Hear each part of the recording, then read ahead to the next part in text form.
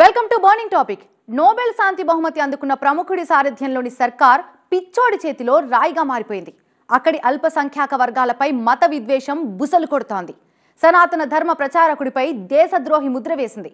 ఆయనకు న్యాయం జరగనివ్వకుండా లాయర్ల రక్తం కళ్ళజూస్తోంది. ఆలయం కనిపిస్తే చాలు విలయం సృష్టిస్తోంది. చివరికి మన మువ్వెన్నెల జెండాని కూడా భరించలేకపోతోంది. బంగ్లాదేశ్లో సిచ్యువేషన్ అవుట్ ఆఫ్ కంట్రోల్. ఇప్పుడు ఏం చేయబోతోంది కేంద్రం?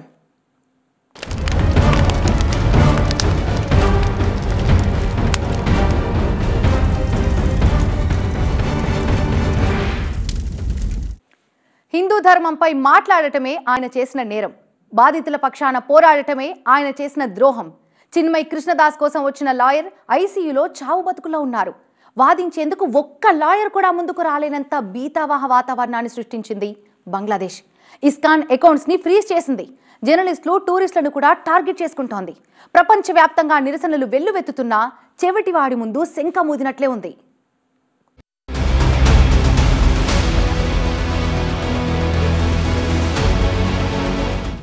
కళ్ళు మూసుకున్న ప్రభుత్వం,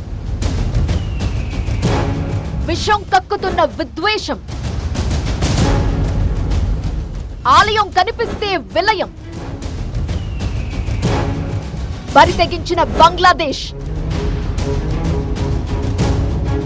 చిన్న సాయం చేస్తేనే ఎవరికైనా జీవితాంతం ఆ కృతజ్ఞత ఉంటుంది. కానీ స్వేచ్ఛా వాయువులు ప్రసాదించిన భారత్ పైనే పొరుగు దేశం విషం కక్కుతోంది. దేశంలో మైనార్టీలుగా ఉన్న హిందువులపై మత విద్వేషంతో విరుచుకుపడుతోంది. పరమ పవిత్రంగా భావించే ఆలయాలపైన దాడులకు తెగబడుతోంది. భారత జాతీయ పతాకాన్ని అవమానిస్తోంది. హిందువుల రక్షణకు గొంతెత్తిన చిన్మయ్ కృష్ణదాస్ ని దేశద్రోహి ముద్ర వేసి జైల్లో పెట్టిన ప్రభుత్వం చివరికి న్యాయ సహాయం కూడా అందకుండా చేస్తోంది. చిన్మయ్ కృష్ణదాస్ బెయిల్ పిటిషన్ పై మంగళవారం విచారణ జరగాల్సింది. కానీ చిన్మయ్ కోసం వచ్చిన లాయర్ చావు బతుకుల మధ్య ఐసీయూలో ఉన్నారు. ప్రభుత్వ ప్రేరేపిత విద్వేషంలో కన్ను మిన్నుగానని అల్లరి మోకలు ఆ లాయర్ పై దాడి చేశాయి.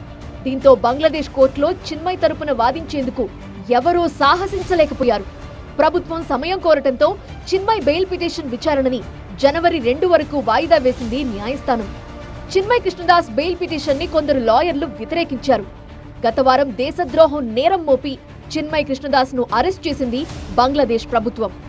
ఇస్కాన్ సంస్థని దూరం పెట్టిన బంగ్లాదేశ్ లో హిందూ సమాజానికి అండగా నిలుస్తున్నారు చిన్మయ్. యూనస్ నేతృత్వంలోని తాత్కాలిక ప్రభుత్వానికి ఇది కంటగింపైంది. చిన్మయ్ దాస్ ని విచారణ కోసం మొదటిసారి కోర్టుకు తీసుకొచ్చినప్పుడు ఆయన మద్దతుదారులు నిరసనకు దిగారు. ఈ సందర్భంగా జరిగిన హింసలో ప్రభుత్వ న్యాయవాది మరణించారు. దీంతో ఈ ఘర్షణలను అడ్డుపెట్టుకుని పదుల సంఖ్యలో భారతీయులపై కేసులు పెట్టింది బంగ్లాదేశ్ ప్రభుత్వం. చిన్మయ్ కృష్ణదాస్ తరపున వాదించేందుకొచ్చిన న్యాయవాది రామెన్ రాయ్ దుండగుల దాడిలో తీవ్రంగా గాయపడ్డారు. చిన్మయ్ బెయిల్ పిటిషన్ విచారణకు రావడానికి 24 గంటల ముందు ఆయనతో పాటు 71 మందిపై మరో కేసు పెట్టారు.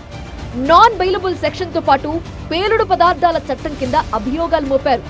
చిన్మయ్ పై కొత్త కేసుతో ఆయన్ని జైలు నుండి విడుదల చేసే ఆలోచన బంగ్లాదేశ్ కి లేనట్టే కనిపిస్తోంది.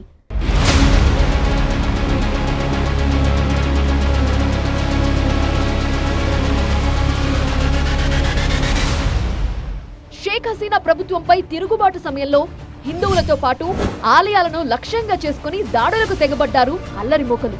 మధ్యంతర ప్రభుత్వం ఏర్పడిన తరువాత హిందువులపై, ఆలయాలపై వరుస దాడులు జరుగుతూనే ఉన్నాయి. మైనార్టీలపై దాడులు, గృహ దహనాలు, అఘాయిత్యాలు, అకృత్యాలకు అంతు లేకుండా పోతోంది. మరోవైపు హిందూ సన్యాసులను అరెస్ట్ చేసి జైలుకు తరలిస్తున్నారు. చిన్మయ్ అరెస్టుపై భారత్ లో కూడా నిరసనలు పెల్లుబుకుతున్న మత మౌఢ్యం తలకెక్కిన బంగ్లాదేశ్ మూర్ఖంగా ముందుకెళుతోంది.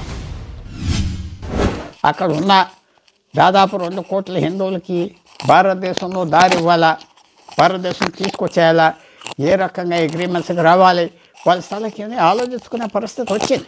ఎందుకంటే ఈ ప్రాబ్లం అప్పుడే సాల్వ్ అవ్వదు. ఈ ప్రాబ్లం ఇంకా పెద్ద ప్రాబ్లం అవుతుంది. అది మనం ఎదురు చూడాలి. అక్కడ ఉన్న ప్రొఫెషనల్ తాత్కాలిక ప్రభుత్వం ఎంతవరకు వెళ్తుంది, ఏం చేస్తుంది, అవి కూడా ఆలోచించాలి. స్లోగా వెళ్ళాలి. కానీ హార్డ్ నిర్ణయాలు, కష్టమైన నిర్ణయాలు మాత్రం బంగ్లాదేశ్తో మనకు తప్పే పరిస్థితి మాత్రం లేదు. చిన్మయ్పై కొత్త కేసులు పెడుతూ కుట్రపూరితంగా వ్యవహరిస్తోంది బంగ్లా సర్కార్. ఆయన శిష్యుల్ని కూడా నీడలా వెంటాడుతోంది. అదే సమయంలో ఇస్కాన్ని లక్ష్యంగా చేసుకుంది. ఇస్కాన్తో అనుసంధానమైన 17 బ్యాంకు ఖాతాలను నెల రోజుల పాటు ఫ్రీజ్ చేయాలని ఆదేశించారు బంగ్లాదేశ్ అధికారులు. International society for Krishna consciousness ని బ్యాన్ చేయాలని దాఖలైన పిటిషన్ ని బంగ్లాదేశ్ హైకోర్టు కొట్టివేసింది. దీంతో ఇస్కాన్ బ్యాంక్ అకౌంట్లను సీజ్ చేయాలని బంగ్లాదేశ్ ఫైనాన్షియల్ ఇంటెలిజెన్స్ యూనిట్ బ్యాంకులను ఆదేశించింది. హరే కృష్ణ నినాదంతో ప్రపంచమంతా విస్తరించిన ఇస్కాన్ పై మతతత్వ సంస్థ అనే ముద్ర వేస్తోంది బంగ్లాదేశ్. హిందూ సంస్థలే కాదు, భారతీయులంటేనే విషం కక్కేంతగా బంగ్లాదేశ్లో ఉన్మాదం పెరిగిపోతోంది. భారతీయ టీవీ ఛానళ్ల ప్రసారాలను తక్షణమే నిషేధించాలని కొందరు డిమాండ్ చేస్తున్నారు. దీనిపై హైకోర్టులో దాఖలైన రిట్ పిటిషన్ను 2 న్యాయమూర్తుల ధర్మాసనం విచారణకు స్వీకరించింది. భారత టీవీ ఛానళ్లు బంగ్లాదేశ్కి వ్యతిరేకంగా ప్రచారం చేస్తున్నాయని పిటిషనర్ ఆరోపించారు. మరోవైపు ప్రముఖ హిందూ మహిళా జర్నలిస్ట్ పై బంగ్లాదేశ్లో దాడికి తెగబడింది అల్లరిమోక. సీనియర్ జర్నలిస్ట్ మున్నీ సాహా భారతీయ ఏజెంట్ అని ఆరోపిస్తూ ఢాకాలో గుంపు ఆమెపై దాడికి ప్రయత్నించింది. దీంతో పోలీసులు ఆమెని రక్షించారు. సాహా 4 కేసుల్లో నిందితురాలిగా ఉన్నారంటున్న పోలీసులు దాడికి దిగిన వారిని మాత్రం అరెస్ట్ చేయలేదు. కొన్నాళ్ల క్రితం ఢాకాలో భారత పర్యాటకుణ్ణి స్థానికులు దారుణంగా కొట్టారు. అగర్తలా నుండి కోల్కతా వెళుతున్న బస్సు పైన దాడికి తెగబడ్డారు. బంగ్లాదేశ్లో దాడులు శృతిమించడంతో భారత్లోనూ నిరసనలు పెల్లుబుకుతున్నాయి. బంగ్లాదేశ్లో భారతీయులపై దాడులతో ఈశాన్య రాష్ట్రమైన త్రిపుర సంచలన నిర్ణయం తీసుకుంది. 135 కోట్ల విద్యుత్ బకాయిలను వెంటనే చెల్లించాలని బంగ్లాదేశ్కు అల్టిమేటం ఇచ్చిన త్రిపుర తమ ఆసుపత్రుల్లో బంగ్లాదేశ్ రోగులకు చికిత్స నిలిపివేస్తున్నట్లుగా ప్రకటించింది. నిరసన సందర్భంగా అగర్తలాలోని బంగ్లాదేశ్ అసిస్టెంట్ హై కమిషనర్ కార్యాలయంపై కొందరు దాడికి ప్రయత్నించడంతో కేంద్రం అలర్ట్ అయింది. కోల్కతాలోని జేఎన్ రాయ్ ఆసుపత్రి కూడా బంగ్లాదేశ్ పేషెంట్లను చేర్చుకోవటం లేదు. బంగ్లాదేశ్లో మైనార్టీలపై అకృత్యాలు, త్రివర్ణ పతాకాన్ని అగౌరవపరిచినందుకు నిరసనగా ఆసుపత్రి యాజమాన్యం ఈ నిర్ణయం తీసుకుంది. బంగ్లాలో హిందువులపై దాడులకు నిరసనగా తెలుగు రాష్ట్రాల్లోనూ నిరసనలు మొదలయ్యాయి.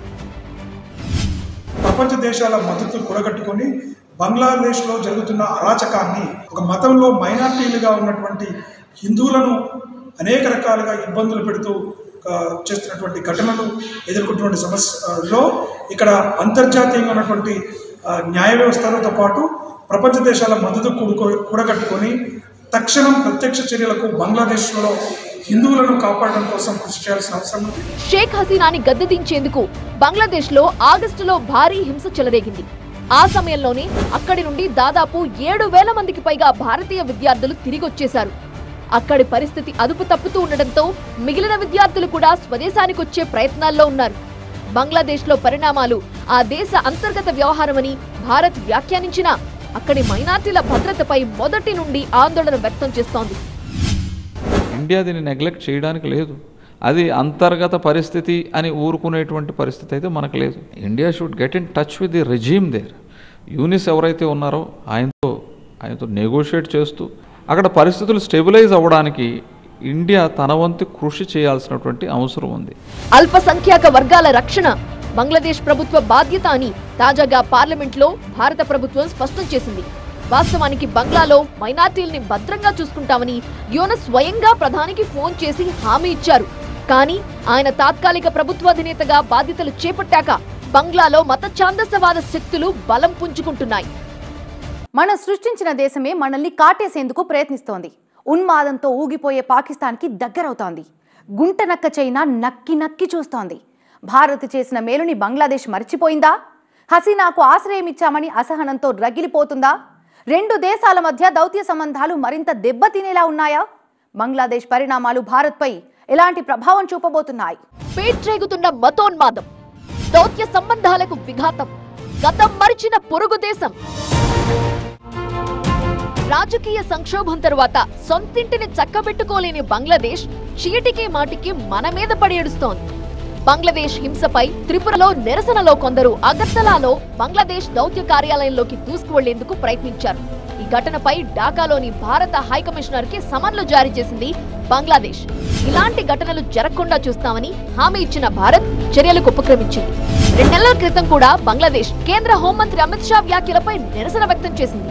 జార్ఖండ్ ప్రచారంలో బంగ్లాదేశీయుల గురించి అమిత్ షా చేసిన వ్యాఖ్యలపై ఢాకాలోని భారత డిప్యూటీ హై కమిషనర్ ని పిలిపించి నిరసన తెలియజేస్తూ లేఖ అందించింది. రెండు దేశాల మధ్య దౌత్య సంబంధాలు దెబ్బతీసేలా ఉన్నాయి బంగ్లా చర్యలు. దేశంలోని మైనార్టీలను దాడులతో భయభ్రాంతులకు గురి చేస్తూ అదేదో తన అంతర్గత వ్యవహారం అన్నట్టు సమర్థించుకుంటోంది బంగ్లాదేశ్. మాజీ ప్రధాని హసీనాని తమకు అప్పగించాలని ఒత్తిడి తెస్తోంది. దేశం విడిచి పారిపోయిన హసీనాకు భారత్ ఆశ్రయం కల్పించడం బంగ్లాదేశ్ కి మింగుడు పడటం లేదు. హసీనా అధికారంలో ఉండగా రెండు దేశాల మధ్య స్నేహపూర్వక సంబంధాలు కొనసాగాయి. బంగ్లాదేశ్ లో ఆగస్టు సంక్షోభం తరువాత పరిస్థితులు పూర్తిగా మారిపోయాయి. తాత్కాలిక ప్రభుత్వాధినేతగా బాధ్యతలు స్వీకరించిన మహ్మద్ యూనస్ అతివాదులు చెప్పినట్టుగా ఆడుతున్నారు. దీంతో బంగ్లాదేశ్ లో పరిస్థితులు రోజు రోజుకి దారుణంగా మారుతున్నాయి. విద్యార్థుల ఆందోళనలతో ప్రధాని పీఠం నుండి దిగిపోయిన షేక్ హసీనా ఆగస్టు 5 నుండి భారత్ లో తలదాచుకుంటున్నారు. నిరసనల సమయంలో అవామీ లీగ్ మద్దతుదారులైన మైనార్టీలు వారి ప్రార్థనా మందిరాలపై పెద్ద ఎత్తున దాడులు జరిగాయి. పదుల సంఖ్యలో ప్రాణాలు కోల్పోయారు. యూనస్ నేతృత్వంలోని ప్రభుత్వం హసీనాపై హత్య, ఇతర అభియోగాలతో కేసులు నమోదు చేసింది. అమాయకుల ప్రాణాలు పోవద్దనే తాను దేశం విడిచానన్నారు హసీనా. బంగ్లాదేశ్ లో అనిశ్చితికి తాత్కాలిక ప్రభుత్వాధినేత యూనసే కారణమని నిందించారు. చిన్మయ్ అరెస్టుని తప్పుపట్టిన హసీనా ఆయన విడుదలకు డిమాండ్ చేశారు. దీంతో బంగ్లాదేశ్ పాలకులు అసహనంతో రగిలిపోతున్నారు.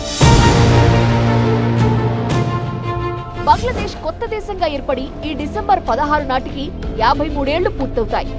భారత్ చొరవతోనే పాకిస్తాన్ నుండి విడిపోయి బంగ్లాదేశ్ స్వతంత్ర దేశంగా ఆవిర్భవించింది. కానీ ఇప్పుడదే బంగ్లాదేశ్ చరిత్రని మరచి పాకిస్తాన్ ని ఆదర్శంగా తీసుకుంటోంది. బంగ్లాదేశ్ జాతిపితగా భావించే ముజ్మీర్ రెహమాన్ విగ్రహాన్ని కూల్చివేతతోనే ఆయన ఆశయాలను బంగ్లాదేశ్ కాలరాసింది. భారత్ పై విషం చిమ్మే పాకిస్తాన్ తో చేతులు కలిపేందుకు బంగ్లాదేశ్ ప్రయత్నిస్తోంది. 53 ఏళ్ల బంగ్లాదేశ్ చరిత్రలో తొలిసారిగా కరాచీ పోర్ట్ నుండి బంగ్లాదేశ్ పోర్టుకు కార్గో నౌక రావటం ఆ రెండు దేశాల మధ్య లోపాయికారి ఒప్పందాలకు నిదర్శనం. మొన్నటిదాకా భారత్ తో స్నేహపూర్వకంగా ఉంటూ పాకిస్తాన్ ను హసీనా దూరం పెడితే యూనస్ సర్కార్ అందుకు విరుద్ధంగా భారత్ తో కయ్యానికి కాలు దువ్వుతోంది. ఈవేళ వాళ్ళు సడన్ గా విరోధిగా మారిపోయారని లేదు. ఆ పరిస్థితి అప్పటి నుంచే ఉన్నది. వాళ్ళకున్న పూర్వం చరిత్ర కూడా మనం మర్చిపోదు. అందువల్ల ఈవేళ బంగ్లాదేశ్ ఏదో మన మీద కృతజ్ఞత ఉన్నది, వాళ్ళకి దేశం ఇచ్చి ఉంటే అసలు కృతజ్ఞత లేదు, వాళ్ళ ఆలోచనలో లేదు. అందువల్ల మనం అడ్జస్ట్ అవ్వాలి. వాళ్ళు ఆల్రెడీ వాళ్ళ ఐడియాకి భారతదేశానికి వ్యతిరేకంగా ఎంతవరకు ఉండొచ్చు ఆలోచనలో ఉన్నారు. కొన్ని కారణాలు ఉన్నాయి, మత కారణాలు ఉన్నాయి, వాళ్ళని రెచ్చగొట్టే వాళ్ళు ఉన్నారు, పాకిస్తాన్, చైనా అందరూ. అవన్నీ ఉండగా భారతదేశం ఒక ప్రాక్టికల్ పాలసీ తీసుకోవాలి. బంగ్లాదేశ్ లో ఈ ఏడాది ఆగస్టు నుంచి అక్కడి మైనార్టీలపై 2000కు పైగా దాడులు జరిగాయి. దాదాపు 70కి పైనే ప్రార్థనా మందిరాలపై అల్లరి మోకలు దాడులకి తెగబడ్డాయి. బంగ్లాదేశ్ తో 4096 కిలోమీటర్ల సరిహద్దు పంచుకుంటోంది భారత్. ఆగస్టులో బంగ్లాదేశ్ సంక్షోభంతో వేల మంది మన దేశంలోకి చొరబడేందుకు ప్రయత్నించారు.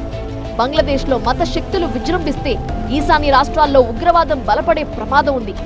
గుంటనక్కలా కాచుకుని కూర్చున్న చైనా బంగ్లాపై పట్టు సాధిస్తే మనకి కొత్త సవాళ్లు తప్పవు. పాకిస్తాన్ లానే బంగ్లాదేశ్ మత ఛాందసత్వంలో కూరుకుపోతే ఆ దేశ పతనం అనివార్యమైన అది మన దేశ భద్రతకు కూడా ప్రమాదమే అనే ఆందోళన ఉంది. నుంచి కూడా ఈ బార్డర్ దాటి నార్త్ ఈస్టర్న్ స్టేట్స్కి వెళ్ళడం, లేకపోతే కలకట్టా వైపు రావడం, ఇలాంటివి చాలా జరిగాయి. ఇప్పుడు ఏంటంటే అక్కడున్న అన్సర్టనిటీ రీత్యా ఇది ఎక్కువైనటువంటి పరిస్థితి గమనించవచ్చు మనము. ఈ పరిస్థితిని నెగ్లెక్ట్ చేస్తే ఆల్రెడీ మనం అంతకుముందు మాల్డీవ్స్లో చూసాం. చైనా ఏ విధంగా పరిస్థితుల్ని అడ్వాంటేజ్ తీసుకుంది అని చెప్పేసి. అప్పుడు దాకా ప్రో ఇండియా ఫ్రెండ్లీ గవర్నమెంట్ ఉండేది. ఒక్కసారి గవర్నమెంట్ మారంగానే చైనా ఇన్ఫ్లుయెన్స్ చేస్తూ జిఎంఆర్ కాంట్రాక్ట్, మాలే ఎయిర్పోర్ట్ జిఎంఆర్ కాంట్రాక్ట్ని మాల్డీవ్స్కి చెప్పి క్యాన్సిల్ చేయించడం జరిగింది. ఇప్పుడు చైనాకి ఇదొక అవకాశం. బంగ్లాదేశ్ పరిణామాలను భారత్ నిశితంగా గమనిస్తోంది. దౌత్య సంబంధాలు క్షీణించకుండా బంగ్లాదేశ్ వ్యవహారంలో జాగ్రత్తగా అడుగులేస్తోంది భారత ప్రభుత్వం. బంగ్లాదేశ్ లో ఐక్యరాజ్య సమితి శాంతి పరిరక్షక దళాన్ని మోహరించాలని డిమాండ్ చేస్తున్నారు పశ్చిమ బెంగాల్ ముఖ్యమంత్రి మమతా బెనర్జీ. లోక్సభలో బంగ్లాదేశ్ అంశాన్ని లేవనెత్తింది తృణమూల్ కాంగ్రెస్. కేంద్రం మౌనం వీడి బంగ్లాదేశ్ పరిణామాలపై సభలో స్పందించాలన్నారు విపక్ష నేతలు. Government of India is totally silent now. The reason of which is best known to them. Our appeal that let Minister of External Affairs come to the Parliament and intimate us at the latest position of Bangladesh, what is happening over there. Sir, our Chief Minister yesterday adopted a resolution in West Bengal Assembly. Whatever decision government of India will take, West Bengal government will stand by the decision. We want to work together. దేశంలోని మైనార్టీలను రక్షిస్తామని బంగ్లాదేశ్ తాత్కాలిక ప్రభుత్వం గతంలో చేసిన వాగ్దానాన్ని నిలబెట్టుకోవాలంటోంది భారత్. హిందువులపై, ఆలయాలపై జరుగుతున్న దాడులపై తీవ్ర ఆందోళన వ్యక్తం చేసింది. మైనార్టీలతో పాటు పౌరుల ప్రాణాలను, స్వేచ్ఛను కాపాడే బాధ్యత ఢాకాదే అని పార్లమెంట్లో స్పష్టం చేశారు విదేశీ వ్యవహారాల మంత్రి జైశంకర్. ద్వైపాక్షిక సంబంధాలు మెరుగుపడేందుకు భారత్ చొరవ చూపాలంటున్న బంగ్లాదేశ్ తన దేశంలో పరిస్థితుల్ని అదుపులో పెట్టే ప్రయత్నం మాత్రం చేయటం లేదు.